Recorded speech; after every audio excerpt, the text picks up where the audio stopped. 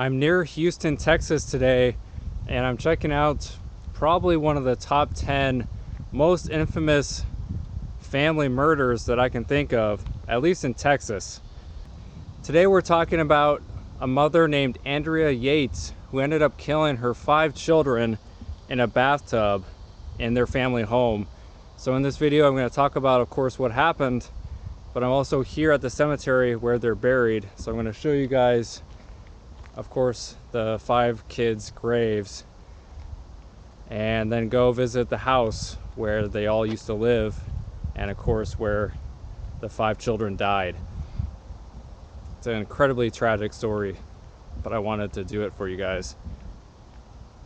So Andrea Yates was born Andrea Pia Kennedy on July 2nd, 1964.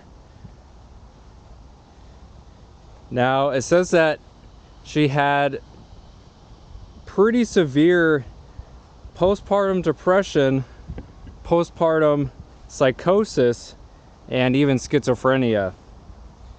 So when you combine all those things, it unfortunately is a recipe for disaster, which is exactly what happened. Now, before we get too far into the details, I want to make sure I mention all 5 of the kids. The oldest was Noah Jacob. He was 7 years old. Next was John Samuel. He was 5. Next was Paul Abraham, who was 3. Next was Luke David, who was 2. And the youngest of them all was Mary Deborah, who was 6 months old. I can't even begin to understand or fathom how you can kill any of your kids, let alone a precious little 6-month-old baby. Now, Andrea was born in Hallsville, Texas. She was the youngest of 5 children herself. It says that during her teenage years, she suffered from bulimia as well as depression, and even talked to a friend about suicide at the age of 17. It says that she graduated from Milby High School in 1982 and apparently was a class valedictorian and even captain of the swim team. In the summer of 1989, she met her then husband, Russell or Rusty Yates, at the Sunscape Apartments in Houston. They soon moved in together and were married on April 17th, 1993. They were quoted as saying that they would seek to have as many children as nature allowed, which I don't necessarily know if that's a good thing necessarily, but you know, to each their own. Now, it says that following the birth of their 4th child named Luke, she started to become depressed. On June 16th, 1999, her husband Rusty found her shaking and chewing on her fingers, and the next day after that, she attempted suicide by taking a bunch of pills. She was given antidepressants and even spent some time in a mental hospital. However, she still had issues, and even told her husband Rusty that she wanted him to let her die, as she held a knife up to her own throat. In July of 1999, Andrea suffered a nervous breakdown, which basically culminated in 2 different suicide attempts. And one of her psychiatrists told her and her husband Rusty that they should absolutely not have any more children, as the psychiatrist knew that her depression and suicidal thoughts would probably worsen if they had any more children. However, they disregarded what the psychiatrist told them and ended up having what would have been their 5th child, Mary, again, who was the 6-month-old when she was killed. It says that she stopped taking her medication, started mutilating herself, and apparently read the Bible feverishly. Now, on the day of the murders, June 20th, 2001, Rusty left to go to work and left Andrea alone with the 5 children. And again, that went against the psychiatrist and other doctors' orders that Andrea shouldn't be let alone with the children. They needed to have someone with her at all times. Usually it would either be Rusty or Andrea's mother who would usually come and just kind of help take care of the kids and make sure that she was okay. Now, it says on that day of the murders, Andrea's mother was supposed to show up, but there was about an hour gap between when Rusty left for work and when Andrea's mother was supposed to come over. And during that hour is when Andrea ended up drowning all 5 of her children. It says that she first killed John, then Paul, then Luke, and then laid them on their beds. And then she drowned Mary, the 6-month-old, whom she left basically floating in the tub. Noah, who again was the oldest, came in and asked what was wrong, but he saw that Mary was floating in the tub, obviously dead. He tried to run away, but Andrea caught him and ended up drowning him as well. Now, after she killed her 5 children, she did call 911, but she wouldn't tell them why she needed them. And then she called her husband Rusty and told him to come home immediately. Now, of course, Andrea stood trial for the murders of her 5 children.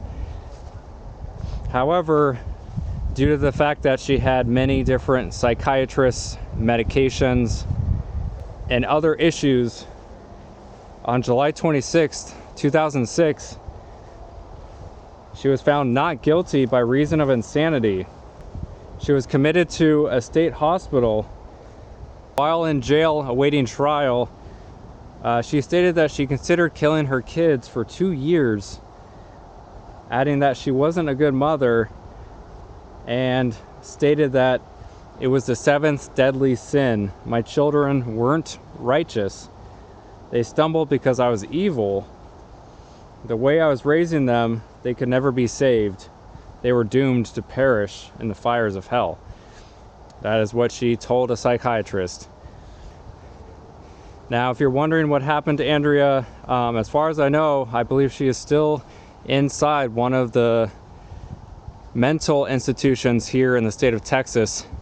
Unless any new articles prove otherwise, I believe she is still underneath a doctor's care inside a mental hospital. One of the most horrific, heartbreaking cases about 5 precious little kids who never got to grow up, never got to have the chance to drive a car, go to high school, get married, any of that. They were all wiped out. Now again, mental illness is not a joke, and there are hundreds of thousands of people across the United States that have some sort of mental illness. Obviously, Andrea had different issues, mental illnesses, etc. However, that doesn't excuse what she did. She obviously, in a sense, was crying out for help, but on the other hand, she stopped taking her medication. So, in my opinion, I feel like that Andrea, again, it was her own fault. I do wish that they would have listened to their psychiatrist about, you shouldn't have any more kids, Andrea. And then they ended up having one more kid. Again, who knows if having that one more kid was that catalyst that kind of sent her over the edge. Possible, probable maybe. I guess we'll never know unless we talk to Andrea ourselves, which I've always wanted to do, is go to a prison and actually talk to some of these people that I'm doing these cases about. It would be interesting to get her insight, you know, now that it's been 20 years, you know, what her thought is now. If you're wondering where the kids are buried, they're buried here at the Forest Park East Funeral Home here in Webster, Texas. Again, not that far away from Houston or where their house is, which I'm going to right now. All right, guys, we're gonna come up on the house here where Andrea Yates, of course, lived with her husband Rusty and the 5 children. It's on Beachcomber Lane, and we're coming up to the house right now. It's this one right up here on the corner.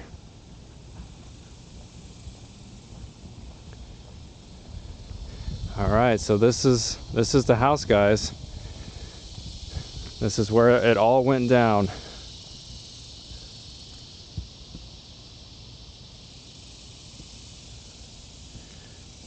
Although before I show you the house, I found this random note.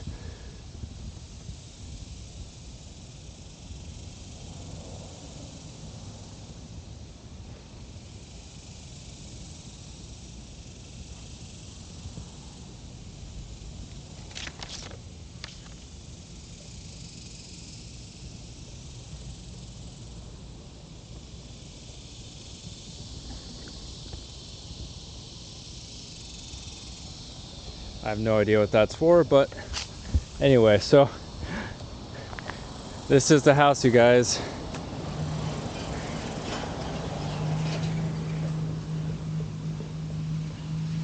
It's so eerie, you know, being here, just seeing the house, knowing that Andrea killed her 5 kids here. Now, again, that was 20 years ago. I don't know if the layout of the house is any different than it is now.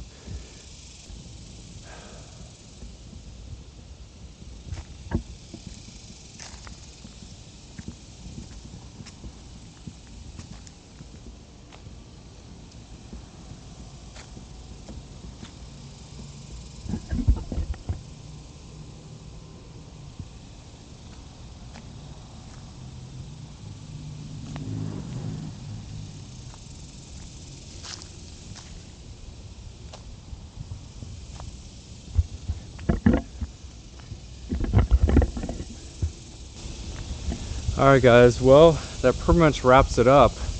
Again, like I said, tragic case nonetheless. Andrea, regardless, is, I guess, where she's meant to be. She's locked up somewhere, even if it's a mental hospital.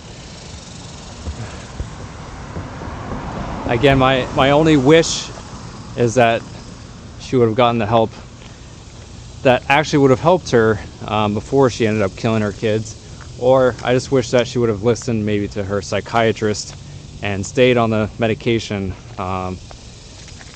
Again, who knows what would have actually helped her fully, truly. Maybe being locked up in a mental hospital to begin with. At least she wouldn't have been able to kill her kids. I mean, I don't know. It's hard to say what solution would have been the best, but anyway. Anyway, guys, my name is Harmon.